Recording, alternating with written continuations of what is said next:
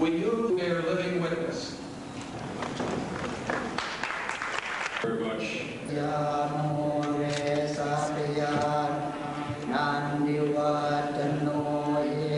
It is Parliament for the whole world. To me,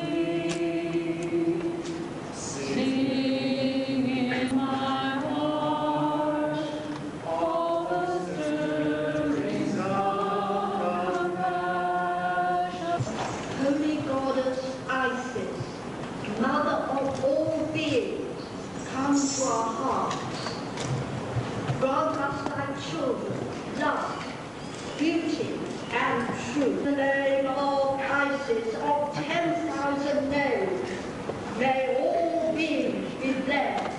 This country here assembled, spirits who are all around us, humans, animals, birds, reptiles, fishes, insects, trees, the great rainforest, plants.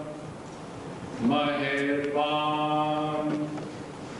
Hashem Baba.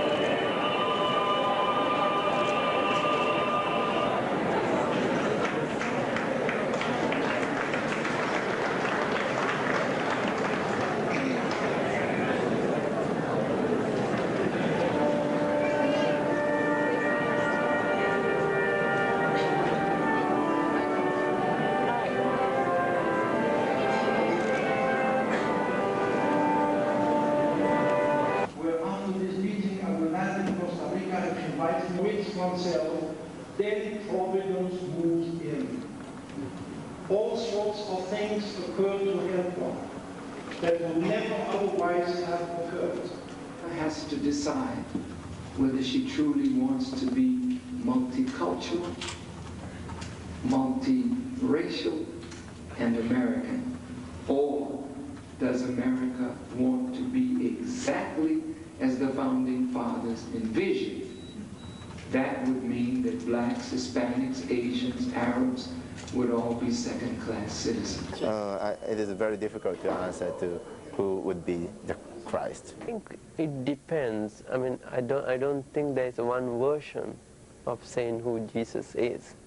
I think there may be people seeing him different way, and I think I think we have to answer that question. We have to apply what is available in the early textbooks and then interpret it.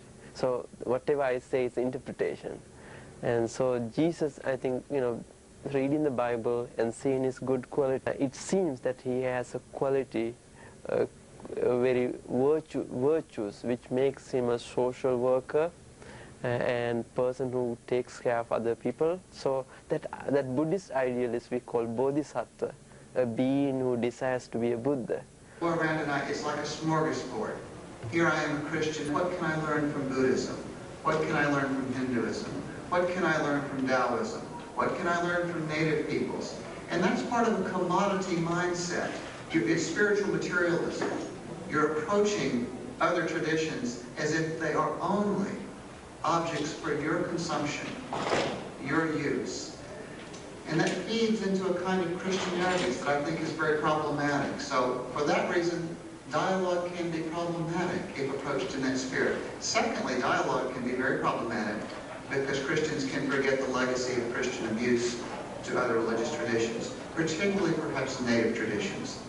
I think historically the three traditions that have suffered most from Christian arrogance and in actual ways are probably Jews, Muslims, and native peoples. So for those reasons, you can say, why don't Christians just kind of leave the rest alone? We'll have this structure. As you go to a temple, you see the top of the temple is displayed like this with various statues that represent Maitha on there. It is displayed there. Just a messenger of God, a prophet, a guru, a teacher who wanted to give the teachings of God. That's it. So that avoids the question of Jainism do believe in God, okay? But the God is a mere observer, okay, which you can take, a silent observer and a knower, not doer. That's the thing, silent observer and the knower of the I universe. say that I am. Who is Jesus to a Muslim? Jesus is one of the most powerful, one of the greatest prophets of God, and he was sent with his mission, and his mission was complete. A mortal. He's a man who just happened to not have a father. He was born of miraculous birth. We agree with that, a Virgin Mary, and we don't believe he died. He was taken up by God.